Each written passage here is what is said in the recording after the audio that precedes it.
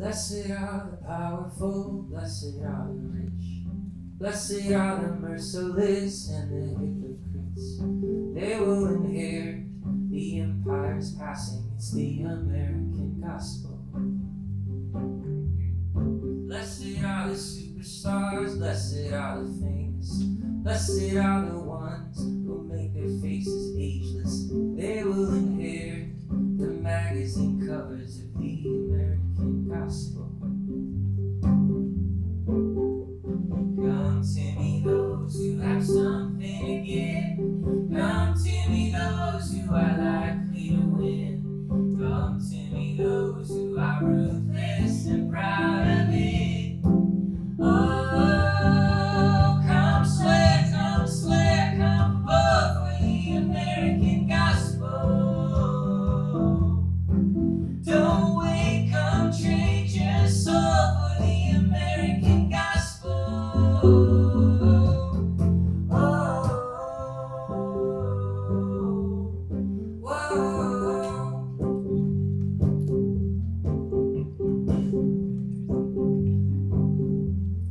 Blessed are the speech police, fundamentalists. Blessed are the rioters raising clenching fists. They will be filled with empathy for all except their enemies. Come to me if you would take up the sword. A citizen honest, a patriot pure. Come to me all who are willing to kill in the war for country, for culture, and God and the American gospel. For yours is more and more of the American gospel.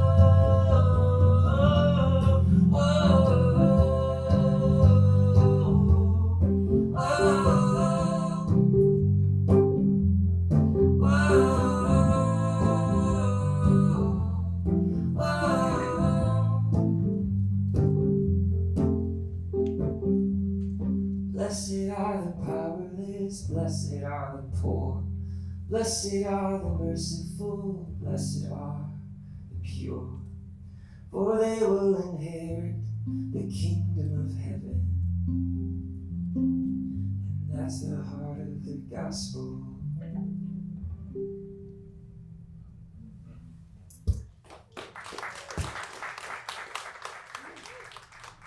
So it is a joy to have Jon and Valerie Guerra here from Austin and Andrew DeCort, who's in a fine suit over there, and you'll see a lot of them tonight. Andrew comes to us from, right now, Aurora, Illinois, I believe, but I also think of you as coming always from Ethiopia, as well from Texas.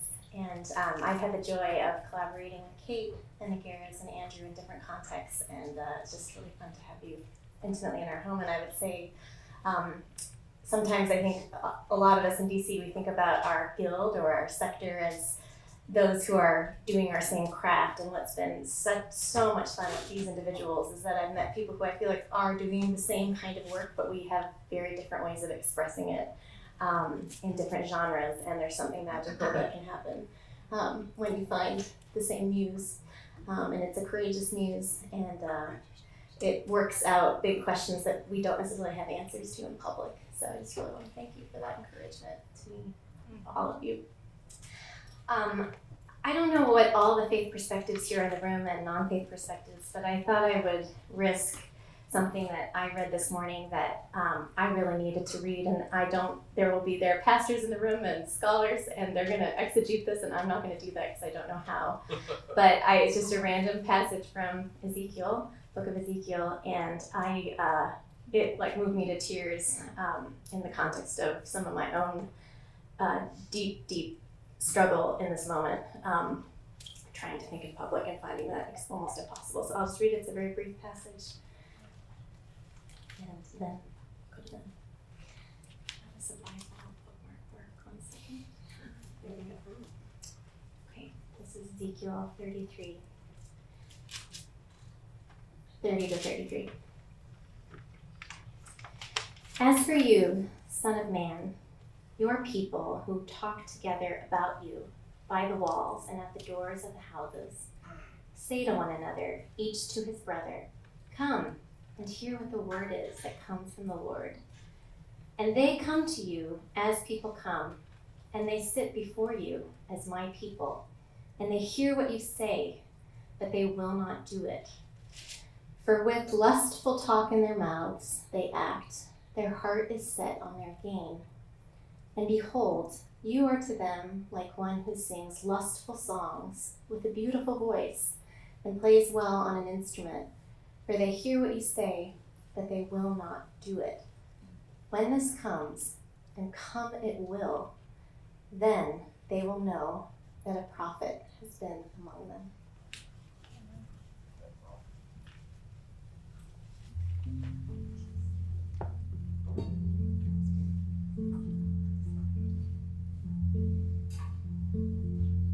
To what shall we compare? To what shall we compare? The kingdom of Jesus, if not a seed. It's small, it's sown, it's tended and grown and sturdy in you and me. Its branches never break, and its fruit never withers. His kingdom is not of this world or of any kingdom whose ruler's face is on a penny. He's come to make all things bright and put a new wine in us. He's chosen the small things to outlast the great, the meek and the merciful to shine through the hate. Though it seems some days that hell and its gates are prevailing. Oh, say, can't you see the kingdom within us? It's the kingdom of Jesus.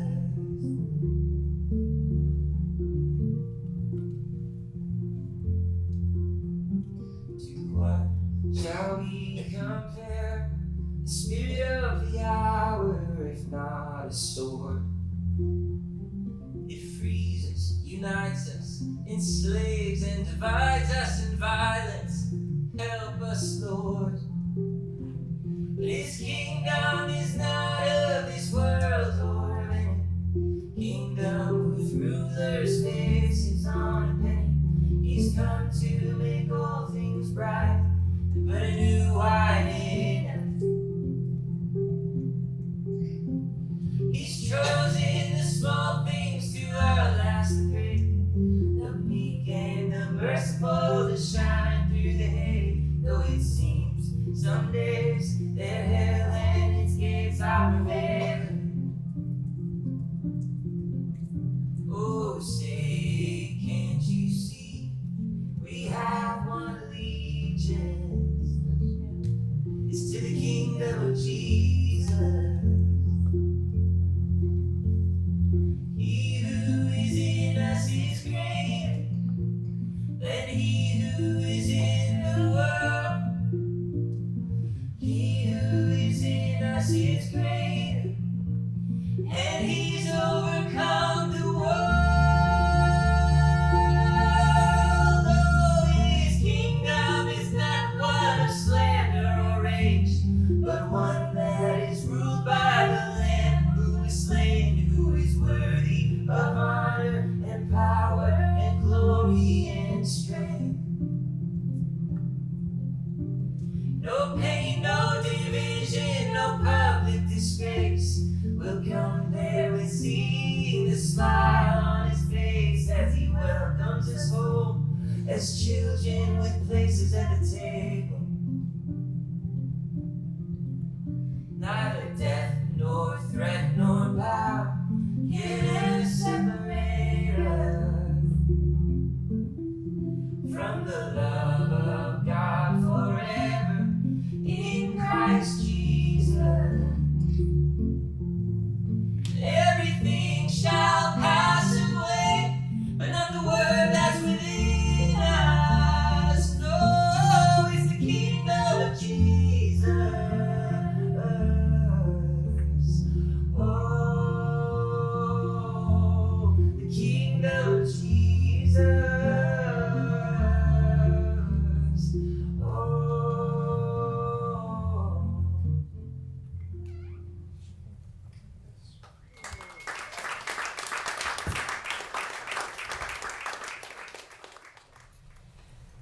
welcome to the resistance. We are gathered as the steadfast and as the grounded hopeful. We reject cynicism, we defy apathy, and we discipline ourselves to celebrate good. That is the BitterSweet way. That is the community that you're entering into. You are in a room with many soulful creatives. BitterSweet, when I say we, as like we are all creating, I think most of the people in this room in some way are creating from a place of conviction and hope and deep belief and groundedness. And BitterSweet has been a part of that we for 15 years. And in the room with me are several very anchored, attentive artist souls that I would like to very briefly mention. We have Dave Baker, Obi Akweakolo, Steve Jeter, my beloved David, not to be confused with Anne's beloved, also David, also my dear Aunt Grizzle's beloved David. There's a lot of David. My brother is David. This is very personal suddenly. But we have Avery Marks, who edited the book, somewhere in the room, and Lori Parkerson. Yes. And I'm only mentioning these names. And the board of directors is Bailey Skiles and Ann Grizzle and Laura Batterson somewhere. Yeah, we can just say hello. Thank you. What I want to say is that you're a part of a community and you're being brought into a fold of very spirited and intentional, purposeful and serious creatives who are intending to apply ourselves, Jon and Val included, and Anne included, applying ourselves to the pain and problems of the world and not being overtaken by them. And so if you came in with overwhelm, I pray you leave that here. Let me take it off your shoulders. Listen for a minute from an author who has deep convictions and is helping us to see another way. Jesus' way. This is an ancient way. This is a way that has been renewing lives and restoring the world and healing for thousands of years. And the invitation never died. The shape of it, the texture of it is just changing a little bit in our moment. So I pray that you were encouraged. I pray that you were brought into courage. And I would like to take a moment to introduce you to one of the most trustworthy, courageous voices that I know. I believe that Andrew DeCort, another BitterSweet community member, and one that all the people I just mentioned stand behind wholeheartedly, full-heartedly, believing that his voice is a needed and anointed voice for our time, our generation, but also those that follow. Others that find themselves perhaps seeking the way again and needing another articulation, another illumination of that way within the world that they find themselves. Andrew has been very courageous in his work. He has earned his PhD from University of Chicago and taken his lashes as a peace activist during Ethiopia's devastating civil war. He has mobilized many thousands of people to covenant in the practices and principles of neighbor love globally. And he engages students on campuses regularly at Wheaton and Calvin and Notre Dame and University of Bonn and the Ethiopian Graduate School of Theology. And he does it routinely, and he does it on Facebook. A lot, more than I'm comfortable with. He recently spoke to addressing the Middle East region room at the National Prayer Breakfast just a week or so ago and wrote about that experience. In fact, one Reverend Bill Haley wrote about, thank you, Bill, Andrew's experience in a very touching way. I'd encourage you to read that. But one gentleman came up to Andrew afterward and said this, as he, through tears, very moved, he said, "I'm longing for Jesus. I haven't found him here, but I feel like I met him tonight."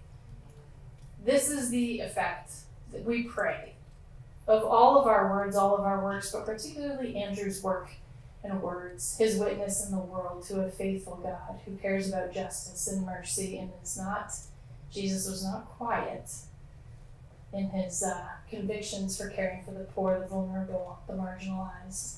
And Andrew is a voice for that. And BitterSweet is proud to be your publisher. It is my pleasure, honor, and joy to welcome Dr. Andrew DeCort to share with you a bit about Blessed Are the Others in the Beatitudinal Way, and I ask for him your kind attention. Would you give him a round?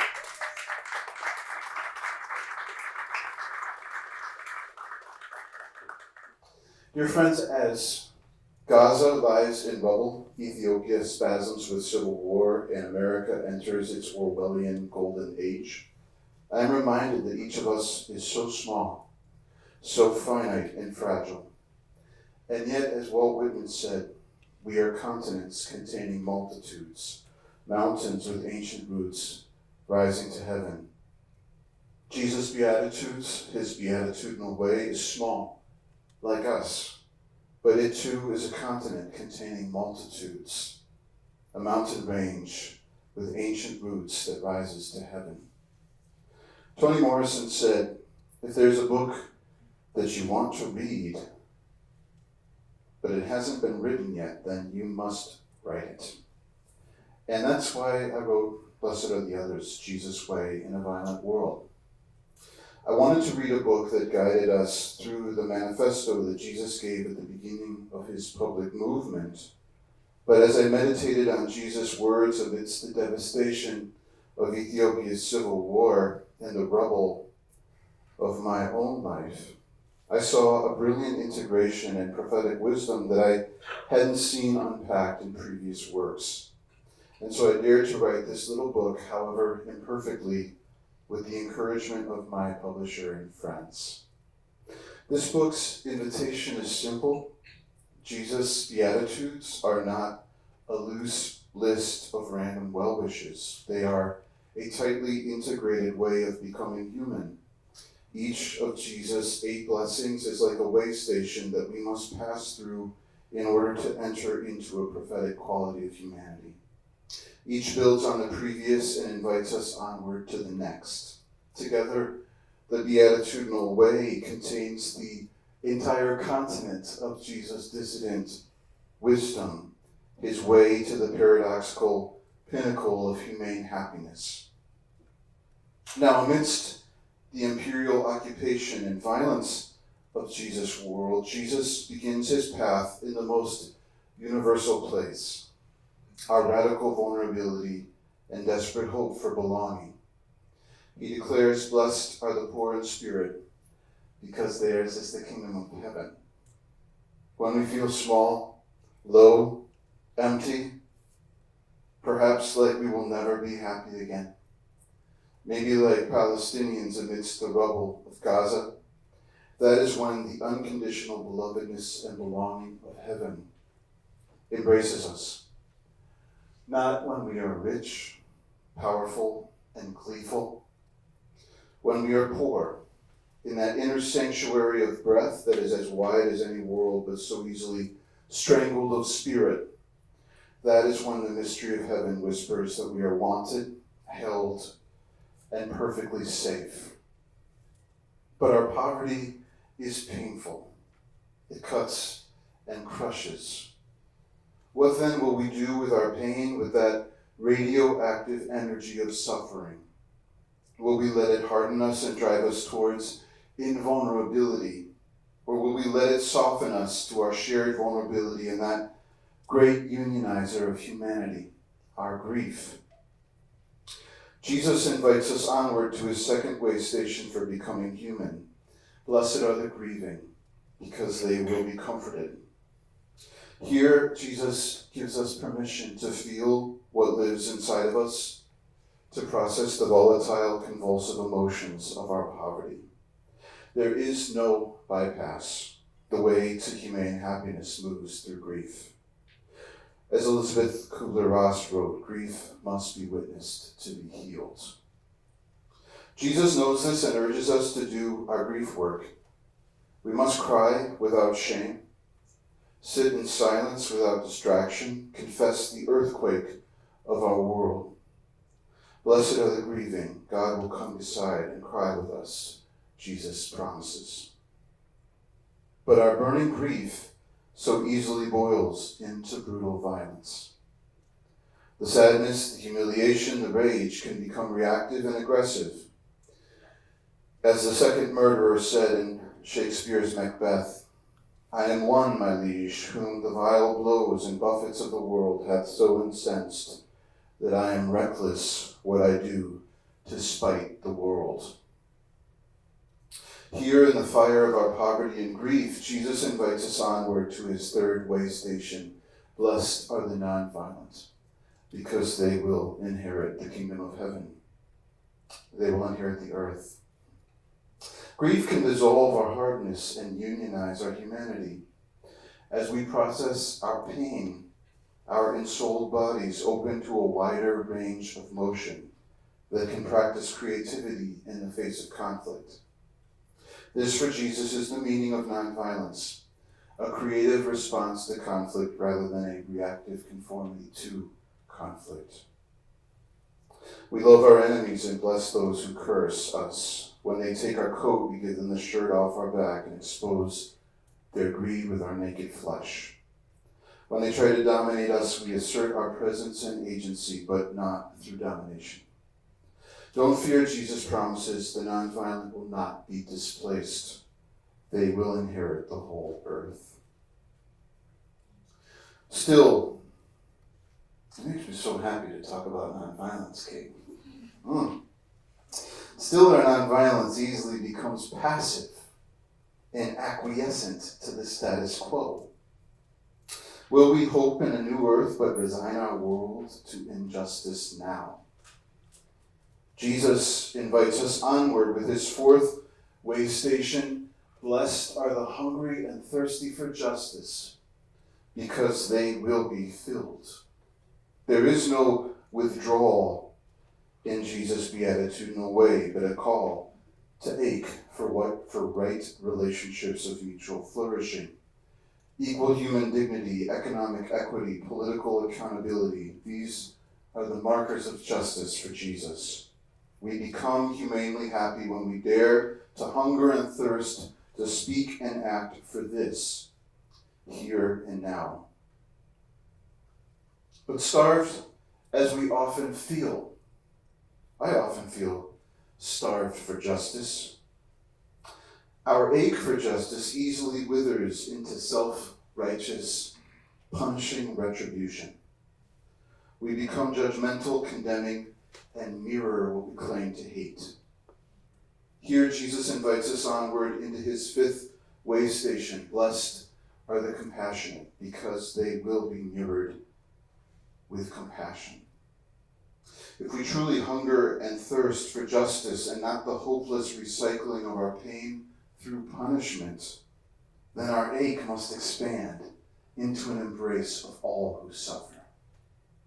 This is the meaning of compassion, the choice to be with others, to be present with others in their pain, and to desire their well-being just like we desire our own. But compassion eventually takes us into the dark night of the soul, the blackout in which we fear all good is gone.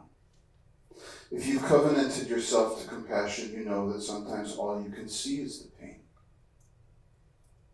Here, Jesus invites us into his sixth way station and says, blessed are the clean-hearted, because they will see God. The dark night of the soul washes away our sense of superiority to anyone else. The medical doctor Paul Farmer wrote, the idea that some lives matter less is the root of all that's wrong with the world. Compassion buries our supremacy and rebirths our equal dignity. Of course, Moses warned that no one can see God and live. But Jesus saw God and came alive. He heard heaven say, you are my beloved child, I delight in you, and saw God as the dove of peace. And so, Jesus doesn't build a shrine to his religion. I love this moment in the Beatitudes so much. He talks about seeing God. This would seem like the ultimate goal of life. And yet Jesus doesn't build a shrine there. He urges us on to his seventh way station. Blessed are the peacemakers, because they will be called children of God. The work of making peace is the only authentic evidence of divine vision. The work of making peace is the only authentic evidence of divine vision. Peacemakers embody the divine DNA of God. But justice-hungry peacemakers are rarely popular. For my peace advocacy in Ethiopia's civil war, I wasn't called a child of God, but a foreign enemy who should be butchered and run over with cars and thrown off bridges. Peacemakers learn that when we love the enemy, we become the enemy. And so we face a choice. Will we stay silent in the face of injustice to protect our approval and respectability? Or will we return to where we began and accept the voluntary poverty of being persecuted? Here then, Jesus invites us to his final way station, and I am almost done. Blessed are the persecuted for the sake of justice, because theirs is the kingdom of heaven. At last, we see that Jesus' way of becoming humanely happy deconforms us to the prevailing patterns of religion, culture, and politics. If you walk the way to the end, you don't get awarded or applauded. You get othered, excluded, and even attacked. And here we find out if we did our first work, as James Baldwin called it, or tried to skip our way up the mountain. Did we accept that heaven holds us when we are poor and reduced to rubble? Did we grieve and process our pain with the comfort of another's witness? Did we convert our grief-stricken aggression into creative resistance to violence? If we did, we can face persecution for justice and fearlessly trust the safety of heaven's words. You are my beloved children. I delight in you. Amidst the grief and rage, the concussive whiplash of underwhelm and overwhelm, we learn to be cheerful, playful, and even joyful, like Alexei Navalny in the face of Putin and Jesus in the face of Pilate. And so the peak of Jesus' path to humane happiness is a paradox. Blessed are the persecuted for the sake of justice, because theirs is the kingdom of heaven. That everlasting belovedness opens up to the dissidents. Becoming the other is the blessed black mark of integrity, the sign of the salted who preserve humanity and prophetically illuminate reality. As John sings, love has a million disguises, but winning is simply not one. This is the beatitudinal way of Jesus. It stretches across the continent of our poverty from into our persecution. With ancient roots, it rises to heaven in the face of imperial politicians, power-hungry pastors, and an age amused to death by the demagogic fool's gold. It gently but fiercely diagnoses the crises of our humanity. Have we made peace with our poverty? Have we processed the painful grief within us? Has our reactive, aggressive energy been converted into the creative, nonviolent energy of resistance to injustice? Are we willing to go all the way to being unwanted, othered, and attacked for the sake of justice? These questions are decreasingly abstract, aren't they? Jesus' eightfold path is his divergent invitation to become humanely happy as the small but vast continents that we are and can be together. In 1968, just a few months after Dr. King was assassinated, James Baldwin wrote, "The revolution, which was begun 2,000 years ago by a disreputable Hebrew criminal, may now have to be begun again by people equally disreputable and equally improbable. In our age of othering, may we be among those disreputable, improbable people. Blessed are the others." Thank you.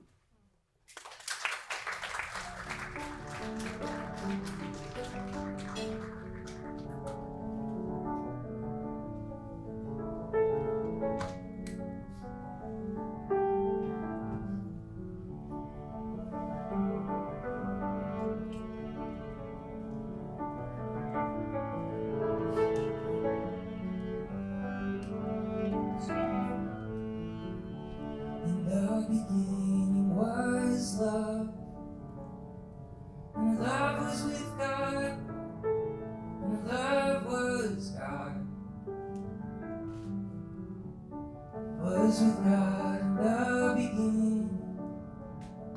The world was made through him, so was I.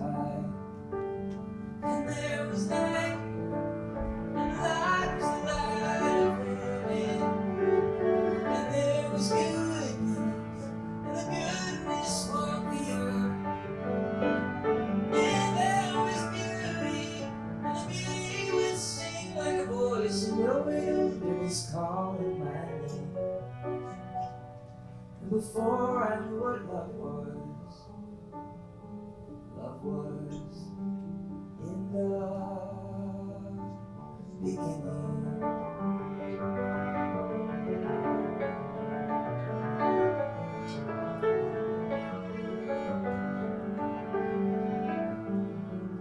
In the beginning was the song, and the song was with God, and the song was God. Was the voice in the beginning. The stars would sing for him, so alive. And there was light, and the light was the light of heaven. And there was goodness, and the goodness walked the earth. And there was beauty, and the beauty would sing like a voice in the wilderness calling my name. And before I knew what love was in the beginning.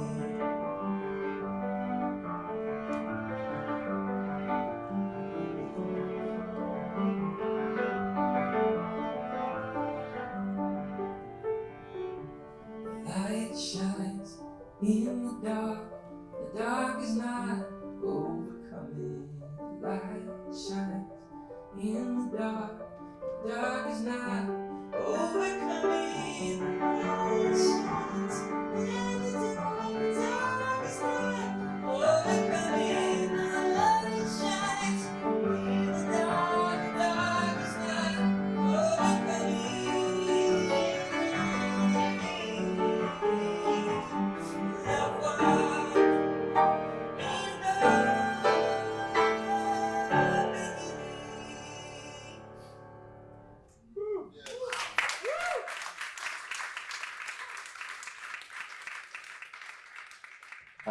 Can I start with a question for you? Yes. Yeah.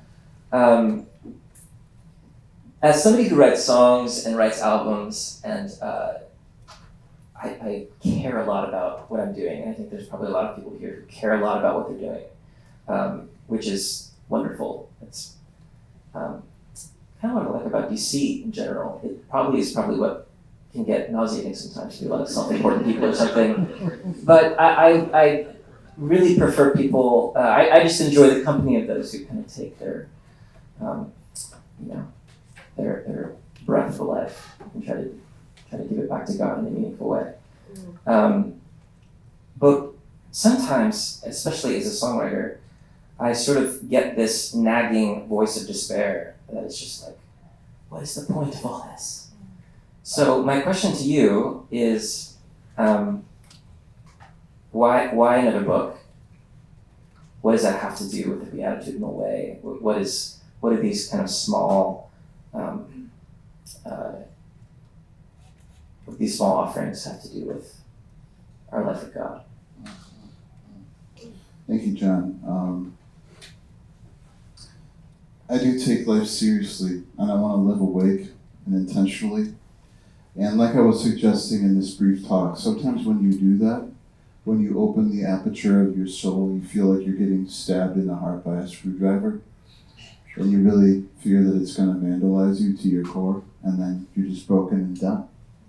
And that's how I was feeling in 2023. My wife and I had left Ethiopia amidst the civil war, was getting these 50 pages of death threats. It turns out that it's really painful when people assassinate your character for 4 years in a row. And Is that hard? just a little bit sometimes. it's a tactic of war. We shouldn't forget this, friends. Dehumanization, character assassination, slander, rage, what you just saying about, these are tactics of culture war that escalate into hot war. We should never forget that. And then I found out that my dad was diagnosed with cancer, and my dad just recently passed away. So this was a hard year, and I really thought that I was done being an author. You know, we've got distinguished authors here that I really respect, like Peter Wehner, and somehow, Pete, you just keep writing. And I find like writing can be a little traumatic. I don't know if you ever feel that way, John, but it's like kind of you recover from it. But you just keep writing. But in 2023, I really was afraid that I was done writing and that this thing that I deeply loved had come to an end. And then I was sitting on Kate and Dave's porch. Somebody said breath tonight, and we were doing a breathing exercise because it was probably like 11 o'clock at night, and I just really felt like I was lost in the darkness. And in that time of just breathing together and sitting in silence together, we had this pretty mystical experience that I write about in the I think it's in the 6th chapter of the book. And that energized me to give a talk that Kate invited me to give at a BitterSweet retreat, where all of the writers and the filmmakers and the producers and editors and executives and others who make BitterSweet what it is come together to be grounded and refreshed. And so I just shared this little talk there, and was totally convinced that I was going to disappoint and underwhelm and utterly bore the community. And then it turned out that as I was talking, people were just weeping through the whole thing. And then this prophetic woman, Ann Grizzle, came up to me afterwards and said, "I think that's a book." and then Pete said, "I think it's a book." And so the book emerged really out of my own experience of going deep into the dark night of the soul that comes in the 6th moment of the beatitudinal way, and feeling like all good is gone. That's how John of the Cross defines the dark night of the soul, is when you feel like all good is gone. And it emerged from the most unexpected place. So I'm very grateful for that, and it reminded me that we can live intentionally. We can maybe even live intensely. But when we think we've come to an end, that's really when we've just begun. And in fact, those were the last words of Dietrich Bonhoeffer, which weren't represented in the movie. But that's another topic. Thank you, John. If I may return the question to you, I had the privilege of hearing Jon and Val play in Lancaster. Lancaster? Never say it right. A couple months ago. And I intentionally flew across the country to be with some dear friends and hear these people play, because I did not want to miss this tour. And you shared that when you wrote the song Citizen, you didn't release it, I think for a couple of years, if I'm not mistaken, because you weren't sure how it would be received. And then you released that song, and then you guys went on to release an album called American Gospel, which is very much on the nose of the contemporary moment and contemporary Christian nationalism. And so my question for you, Jon, is what is the relationship between the artistic and prophetic vocation, and how does one develop courage for that artistic, prophetic vocation when you're not sure how it will be received? How does one develop courage? Still figuring it out. So I really don't have a great answer for these things. I kind of traffic less in ideas and more in, I think as artists we're trying to tap into something. So what I love about poetry is it's sort of language at its highest register, condensed, and somehow I think as artists we're trying to put people in contact with invisible things. And I think the work of the prophet is to call attention to invisible things, maybe a more direct way. And an artist is inviting people into maybe a world in which those invisible things are as real as tables and chairs. And I'm not a very combative person. You can ask my wife. I sort of, well, I won't talk about our marriage. This is being filmed. I'm not a very combative person. Just say that much. So when something comes out that seems right for the song or the mood, and it seems challenging, I sort of listen to that because that's not really my natural. That's not really my way of being in the world generally. I care kind of about. I want my songs to help people pray, and again, put the listener into contact with something that maybe we live on the surface of things, and the world is built on the surface of things, and it's engineered to keep us on the surface of things. But the spirit, the soul, things like love, things like justice, the fruits of the spirit, these are things that are eternal. You know, that 2 Corinthians says. Things that are seen are passing, but it's the invisible. These are eternal. It's the eternal weight of glory. So just trying to put people in contact with that, and sometimes that means kind of shaking them by the collar for 3 minutes if I can, you know. And yeah, that song "Citizens" was kind of the first time I tried that. It was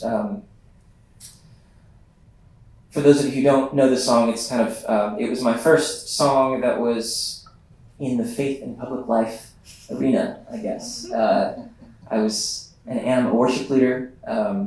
I had not written a song like that before, and I performed it for the first time.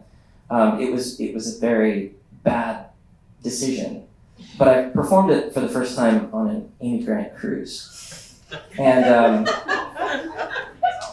I don't know about you, but if you were to sign up for a cruise, you probably would not want to spend an evening listening to, it'd be like somebody giving a sermon on the Wobies or something on a cruise.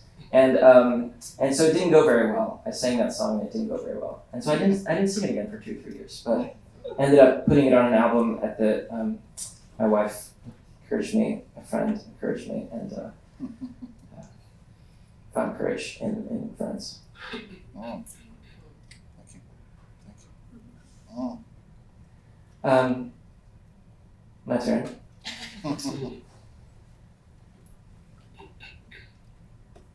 Why do you think the beatitudinal way, if it is what we believe it is, which is kind of the blueprint for the blessed human being, the actual person in whom God is alive and thriving, if that is the blueprint for, why is it that it is so counterintuitive and countercultural to the moment that we're living in?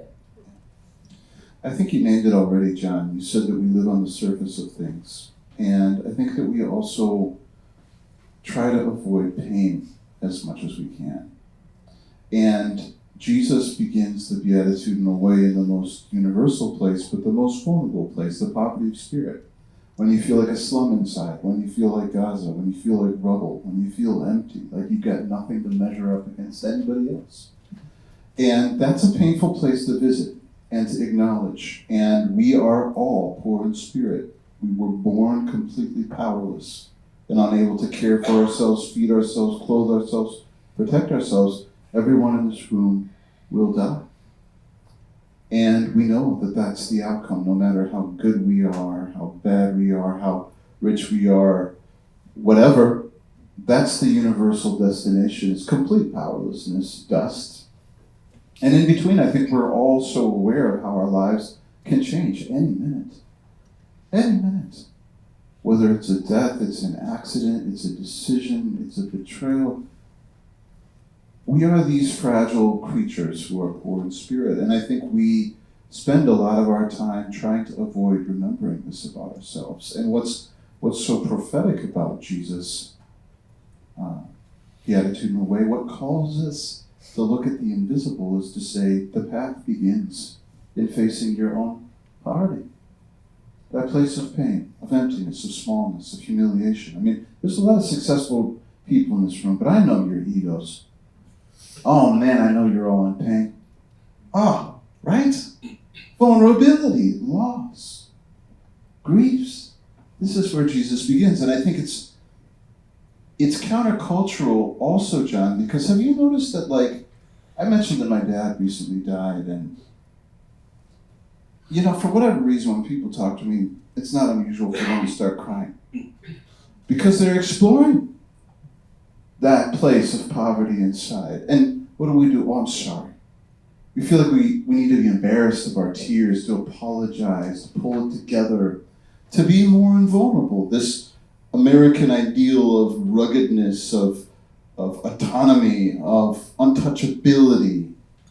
And Jesus is instead talking about getting in touch with that place of impoverished pain inside of yourself and then allowing it to be manifested in your body, like you said, not up here, like in the place where you shake, and allowing others to witness your pain. We've tried to repress that. And, you know, I'm really quite, I would love to consider myself a student of James Baldwin. And James Baldwin talks about how the United States is such an infantile country because it has refused to grow up emotionally and morally. And he says that those who can't suffer can never grow up.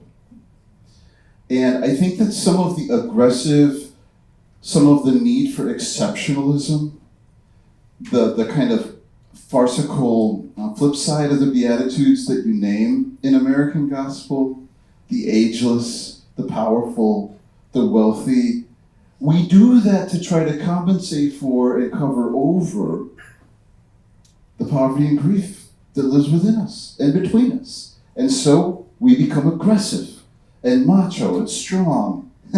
And we think that domination is somehow a sign of power, when I believe it's the ultimate sign of weakness and insecurity. And so Jesus is countercultural because he's taking us back to that invisible but undeniable and universal place of our own finitude and suffering. And then he's inviting us to become emotionally honest people about that reality. You can't just think your way into it. You feel it. You weep yourself into it, or you sit in silence, or you hold that friend's hand. And then you learn how to become nonviolent, meek, gentle, creative, artistic. You know, the ballerina who knows how to engage with these very, very challenging movements without losing footing. You learn how to become the gymnast in the face of extreme conflict rather than mirroring it and replicating it. So I would also say, Jon, lastly, that Jesus' beatitudinal way is countercultural because of where it ends. I think it's absolutely hilarious where it ends. Blessed are the persecuted. It's like, if I'm going to do these 7 steps, the end is persecution, like not being liked. Like, where's the medal? You know, where's the diploma? You know, Nirvana or something. Right? Where's my Valhalla? You know, I'm ready for a feast. And Jesus is like, nobody wants you. They chase you away. They say bad things about you. That's the mark of authenticity. Congratulations. You are the salt of the earth and the light of the world. Who wants that? Who wants that? And that takes me to my question for you. Oh, this is fun. I'm going to get a little mystical. What is the role of the resurrection and your hope in life beyond death in your art? And the reason I ask is because I think it's fundamental to the beatitudinal way, because Jesus doesn't think we have to be afraid of death. And so persecution, painful, but not final. And you've written a song, Jon has written this incredible song that if you haven't heard, and Val have written, that I urge you to listen to, is called Love Goes On. And the chorus, which is so haunting, and the layering, Jon, of the music, I mean, especially if you listen to it with earphones, so powerful. You hear like a throbbing heart beating through this song and saying love goes on and on and on. What's the place of the resurrection in your artwork, and how we can engage our time now?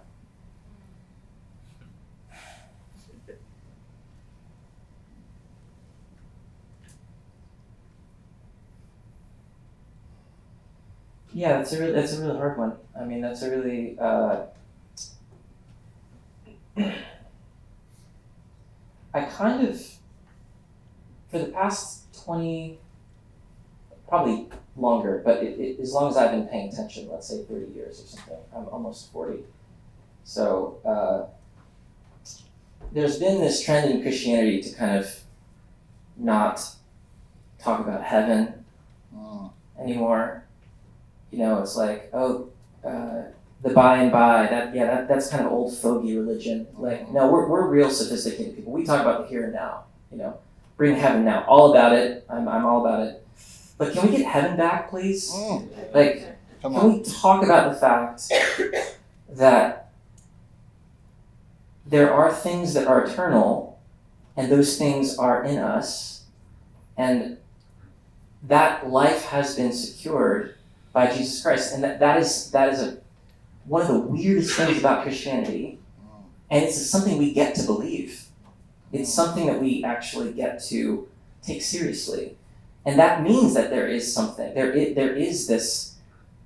The pictures, the visions that John has, are wild, but they're also profoundly communal. There's a feast. There's a wedding. There's rivers. There's light. There's absence of tears. There's presence of all these things that I think we grasp at during times of peak times of life, but this is so fundamental to what it means to be a Christian, and I think there was maybe an overcorrection that has happened, and I guess without keeping eternity before our eyes, I think it's impossible to live in the here and now. It's impossible to bring heaven now if you think it's going to be done. If we're functional nihilists. So there's ways to do that. There's ways to continue sowing into almost like a resurrection calculus of sowing that into what you're doing. I think events like this, I think books, my answer to that question, why write a book, why write a song? Well, because that is eternal kingdom. We're trying to live in abundance rather than live in scarcity. Even though it seems that there's a lot to be lamenting, and there is a lot scarce, but that's how it ends. Thank you so much, John. We want to be aware of the time, but are there any questions from you, dear friends? David, please. Andrew, in your remarks, you mentioned flourishing. And I know from your prior book that you have a very holistic view of flourishing.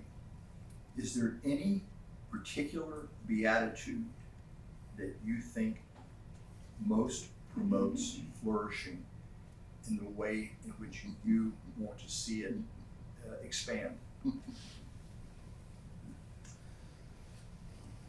make me smile, David.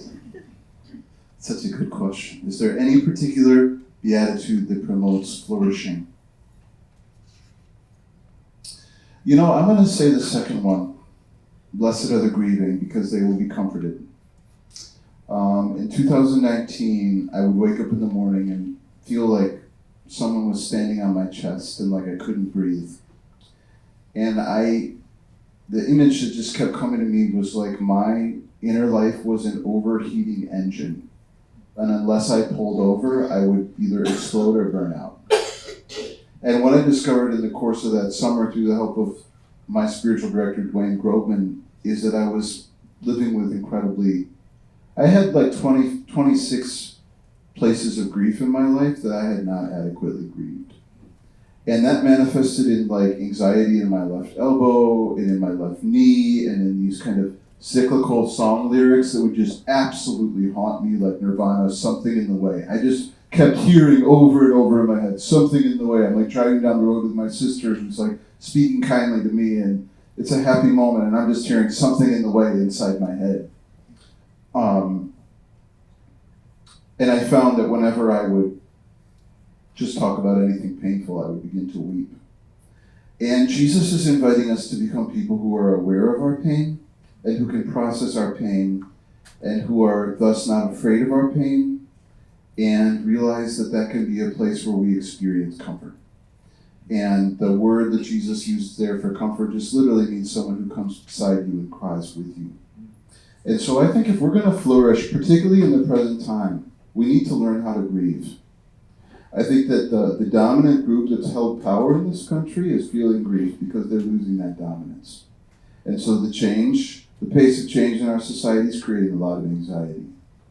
But of course, a lot of other people in society have generations and generations of grief from having been othered and dominated and dehumanized by the institutions that have supposedly made this country great.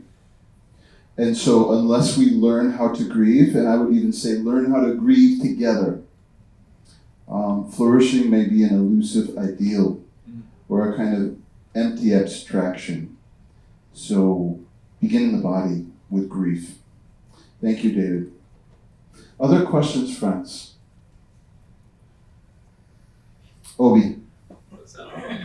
So, John, the first time I heard the song, American Gospel, took me about, bless you, took me about 30 seconds to realize that it was like a sermon wrapped in an SNL skit. It's like, it's almost, That's pretty good. it's almost too pretty, right? And my question for you, sort of as an artist, what do you do, how do you, really, you made it a point, like we live in a world that is constantly skimming the surface, and sort of what do you do with that, and how do you create knowing that some people might just hear the song and it's just pretty, they might actually completely miss the message because of how beautiful the song is. Like how do you create to pierce through our compulsion to live on the surface? Yeah, that's a great question. I wish I had a crystal clear answer. I really have no idea how to get people to listen through to things. Really, I really, for the past couple of years, have been trying to write songs to give Christ a say in the conversation, because there's a lot of other voices talking and that we're listening to, and we're trying to give voice to these things that are true and that are very powerful, but I think Jesus had a lot to say, and even just the way that they're phrased in the scriptures have power to them. And with that song in particular, I actually already had a song that said, "Blessed are the poor," so I was trying to not write that song again. And so I just inverted it. Nice. Interesting. Maybe last question. Last question. No pressure. Yeah, Catherine. So applying to younger generations and your book, how do you hope to inspire us, I guess, especially when our country is at such a crossroads? Like, how do you make sure you're heard, but in a way that is inherently peaceful? Yeah. Maybe we can both respond to this one, John. I think about Kendrick Lamar, and Kendrick said, I come from a generation of pain where murder is minor.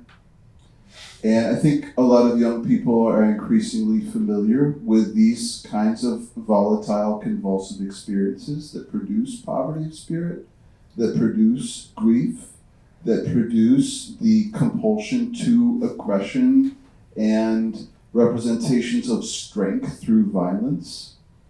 And I would like to continue pointing out how Jesus is engaging these raw, real, emotional experiences of being human. Whether it's feeling small or living under an imperial occupation that's committing genocide against your people. Whether it's the longing for transcendence in the kingdom of heaven. John, like you said, we need to bring heaven back. That's music to my ears. Because I think we all know that as we're living in the midst of this hyper-materialistic, consumeristic, performative, image-driven moment, that we're longing for transcendence. I mean, I'm thinking of Terrence Malick, awaken the divine presence that sleeps in each man and each woman, know each other in the love that never changes. I think that we're all longing for that. And that's what Jesus means by the kingdom of heaven, is this unconditional belovedness and belonging that embraces us in these kind of liminal experiences. And I think that resonates with younger people who are wanting to move away from a more emotionally repressed, culturally dishonest, disembodied existence. that's largely chalked up to, yeah, I believe X, Y, and Z, so I'm an insider. I think when Jesus is given a place in the conversation, rather than being a mascot or an identity marker, there's deep resonance, whether it is that place of soul-crushing poverty or it is that just transcendent hope of you can be poor and persecuted, and that's when you're most wanted. And I mean, we hear that in people like Billie Eilish, what was I made for? Or Lady Gaga, are you happy with this modern world, or do you want something more? These are the questions that are being asked by some of these poets and prophets of our younger generation, and I think Jesus is very much speaking to these questions and concerns in a very beautiful way. What do you think, Jon? I think that the most important ministry for our time is the ministry of healing. And I think it works both ways. I think our world needs it. I think it's evident in the popularity of the wellness industry, the kind of goopy gurus, But there's a story. How do we then do that? The mistake would be to say, okay, I need to become a healer and I need to go heal. I don't think that's how we do it. In Mark 2, one of my favorite stories of people's encounter with Jesus is in Mark 2. So Jesus had been healing people. He'd been preaching. He'd gotten a crowd. He's very popular at this point. This is like peak Jesus popularity before it turns and they kill him. So peak Jesus popularity, it's really hard to get FaceTime with this guy. Such that 4 friends decide they need to cut a hole in a roof, put their friend on a mat and lower him down. And the audacity of that act caused the Son of God to even almost like, what's going on here? He looks up and he sees their faith, not even the faith of the guy on the mat, the faith of the friends. And he says, your sins are forgiven. Now take up your mat and walk. And he did. And I think we need to see ourselves as almost like pallbearers for this country, where we're bringing it to Christ, believing fully that Jesus could forgive the sins and cause us to take up our mats and walk. And just that belief is medicine for us amidst kind of the chaos and crossroads. So.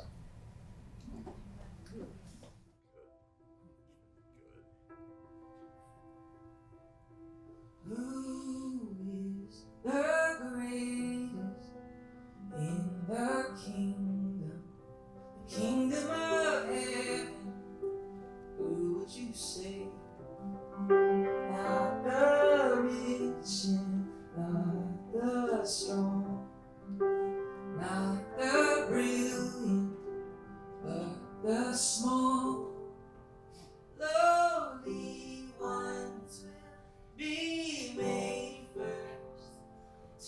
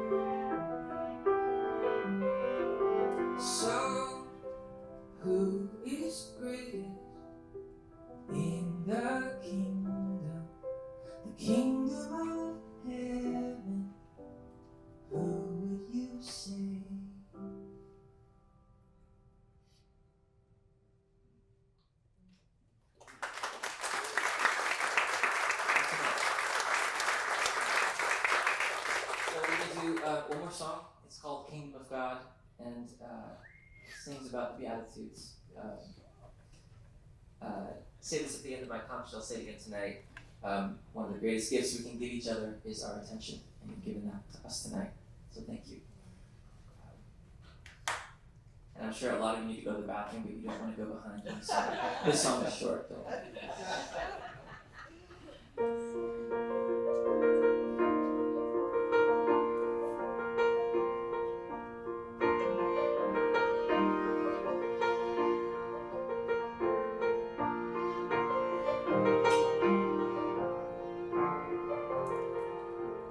Oh, that I could see your face, how I'm longing for the day, brighter sun of holy grace, make my heart a holy place.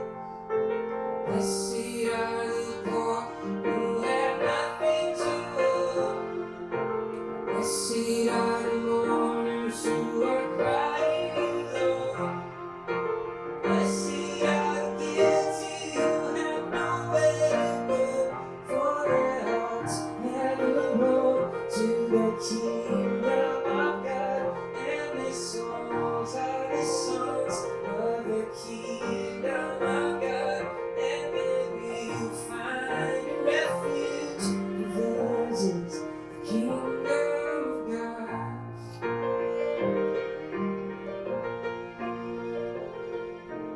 Beauty shining from your face, always long to see this place. Is there somewhere I could stay, even just a couple days? Blessed are the poor who have nothing to owe. Blessed are the mourners who are crying alone. Blessed are the guilty who have nowhere to go, for their hearts ever roll to the kingdom of God, and their souls are the songs of the kingdom of God, and then we'll find a refuge, for theirs is the kingdom of God.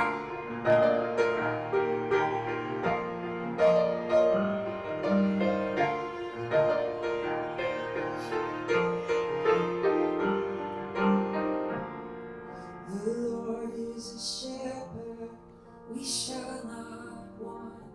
In valley or pasture, we shall not want. Our cup runneth over and over, for now and forever, for now and forever, for now and forever, for now and forever. Oh, blessed are the poor who have nothing to owe. Blessed are the mourners who are crying low. Blessed are the guilty who have nowhere to go, for their hearts never roll to the kingdom of God, and their souls are the songs of the kingdom of God, and there you find a refuge, for theirs is the kingdom of God.